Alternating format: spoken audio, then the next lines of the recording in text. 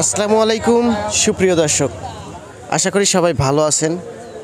চলে আসলাম আবারও ধানের পাইকারি হাটে। কথা বলছি পাবনা জেলার সাথিয়া উপজেলার ধুলাউড়ি ধানের পাইকারি হাট থেকে। প্রিয় দর্শক, আজ সোমবার।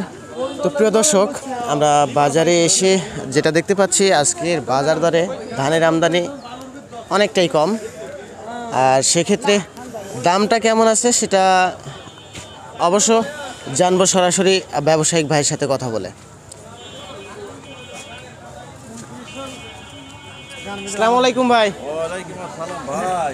কি অবস্থা ভাইজান, ভালো আছেন না? এখন যদি কই যে ব্যবসায় লস যাচ্ছে, মানুষ মারবে নি, বুঝছেন? কিন্তু আসলে যে লস ইয়ান কেবা করে বুঝোই কোন তো দেহি। আসলে লস যাচ্ছে না, আসলে লস হয় ব্যবসায় গেল বড় লোক করে, তাই সেটা হইলে এই মনে করেন কথা বলেন তাহলে। আজকের এই দিনে মনে করেন এমন বহুত লোকের হয়তো মনে করেন সেই বছরের দান 1000 টাকার দান, 1100 টাকার দান আছে, তাহলে এখন মনে করেন ধানের দাম আজকেও 1350 টাকা গেল, 29 দাম, তাহলে তাহলে মনে এমনি তো আপনার বস্তা মনে 200-300 টাকা বেশি ও করে হইলো ব্যবসা। ঠিকই আছে, বাজার 1350, কিন্তু ব্যবসায় লাভ হচ্ছে হইলো আপনার ওই বড় লোক ঘরে, যারে মনে করেন হাজার হাজার মন কিনা আছে, ওরা এই যে এখন মনে করেন তাহলে এমনি দানের মনেই 200 টাকা 300 টাকা বেরিয়ে গেছে।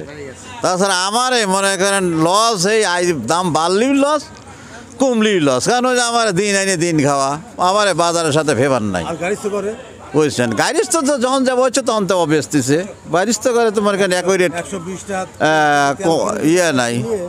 শোনেন, তেলের ঘটনা হইলো আলাদা। তেল হইছে মনে করেন এখন যে অন্য অন্য খবরে আমরা দেখি যে তেলের দাম বাড়ছে হইলে এই টাকা, যেমন আর একদিন এক সাক্ষাৎকারে দেখলাম এক টাকালার সাথে আমরা 1000 টাকা ভাড়া বেশি পাইলাম, ঠিক আছে, কিন্তু 1000 টাকার জন্য তো আর কেজি 5 টাকা চাল বাড়তে পারে না, কথা তারটাও ঠিক।